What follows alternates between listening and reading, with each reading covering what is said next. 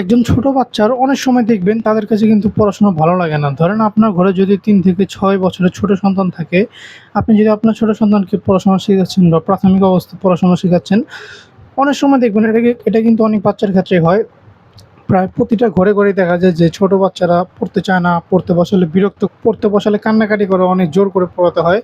আসলে একজন বাচ্চাকে যদি আপনি পড়াশোনার প্রতি তার ভালো একটা ধারণা তৈরি করতে পারেন, যেমন বাচ্চাদেরকে পড়তে বসালে মনে হয় তাকে অনেক জোর করে পড়ানো হবে, অনেক বকাঝকা দেয়া হবে, অনেক চাপ দেয়া হবে, এরকম তার কাছে মনে হয়।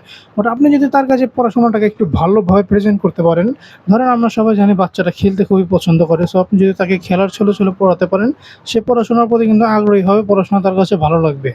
সো আপনি যেন আপনার ছোট সন্তানকে খেলার ছলে, ছলে প্রাথমিক শিক্ষা দিতে পারেন বা পড়াতে পারেন, তার জন্য আমরা একটি প্রাথমিক লার্নিং কর্মসূচি নিয়ে এসেছি, যেটার মাধ্যমে তারা খেলতে, খেলতে পড়তে পারবে। এটার ভিতরে যতগুলো আইটেম আছে প্রতিটা দিয়ে বাচ্চারা তাদের নিজের মতো করে খেলতে পারবে, নিজের মতো করে আনন্দ ফুর্তি করতে পারবে, পাশাপাশি পড়তেও পারবে এবং প্রতিটার মাধ্যমে তার ভিন্ন, ভিন্ন এক্সপেরিয়েন্স তৈরি হবে। সো চলেন ভিতরে কী, কী আছে সেটা একবার দেখে নেই। এটার ভিতরে প্রথমে আছে হচ্ছে একটি পাজল বোর্ড। এটার ভিতরে 1, 2, 3, 4, 5, 6, 7, 8, 9 এই সংখ্যাগুলো দেওয়া আছে। সবগুলো সংখ্যাকে বের করে আবার জায়গায় বসাতে হবে। এটা কিন্তু সহজে বসানো যাবে না। অনেক চিন্তা করে, করে তারপরে বসাতে হবে। এতে করে বাচ্চাদের চিন্তা শক্তি বৃদ্ধি পাবে। কোন সংখ্যা কোথায় বসবে যখন সে এটা ভালোভাবে বুঝে যাবে, সুন্দর করে বসাতে পারবে। প্রতিটা সংখ্যাকে শেপ অনুযায়ী, প্রতিটা নির্দিষ্ট শেপ আছে, সেই শেপ অনুযায়ী বসাতে হবে। এতে করে তার কিন্তু ক্রিয়েটিভিটি বাড়বে। নরমালি যদি সে এগুলো বইয়ে বসে, বসে শিখতো, তার কাছে এটা বোরিংও লাগতে পারতো। বাট এইভাবে করে শেখাতে অনেক আনন্দদায়ক লাগবে। এরপরে আসা হচ্ছে একটি সিলেট। বাচ্চাদের লেখালেখির জন্য সিলেট খুবই প্রয়োজন, কারণ শুরুতে একজন বাচ্চাকে খাতা কলম বা পেন্সিল দেওয়া যায় না। সে ছিঁড়ে ফেলবে পৃষ্ঠার, বা পেন্সিল দিয়ে আঁকাআঁকি করবে। সিলেট দিলে কোনো ভয় নেই, যত আঁকাআঁকি করবে ততবার মুছতেও পারবে এবং বাচ্চারা নিজে, নিজে সিলেটে যত ইচ্ছে ততবার ট্রাই করতে পারবে। বাবা মার কাজ থাকবে একটা অক্ষর লিখে দেখিয়ে দেওয়া সিলেটে, এবং বাচ্চারা সেটা দেখে অনুকরণ করবে। সিলেটের পেছনে যে অক্ষরগুলো দেওয়া আছে এগুলো দেখে, দেখে তারা নিজে, নিজে প্র্যাকটিস করতে পারবে।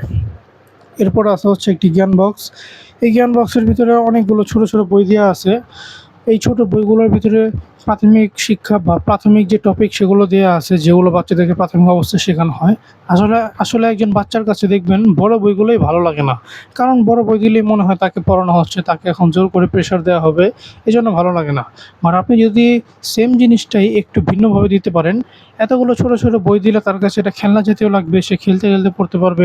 সে এগুলোতে তার নিজের মতো করে খেলবে, কাট খেলবে বা নিজের মতো করে এভাবেই খেলবে। পাশাপাশি খেলার সহিত পড়াটাও কিন্তু শিখে যাবে। এটার ভিতরে অনেকগুলো টপিক আছে, যেমন সরসরা, ABCD, রাইমস, মজার ছড়া, নাম্বারস, অ্যালফাবেট।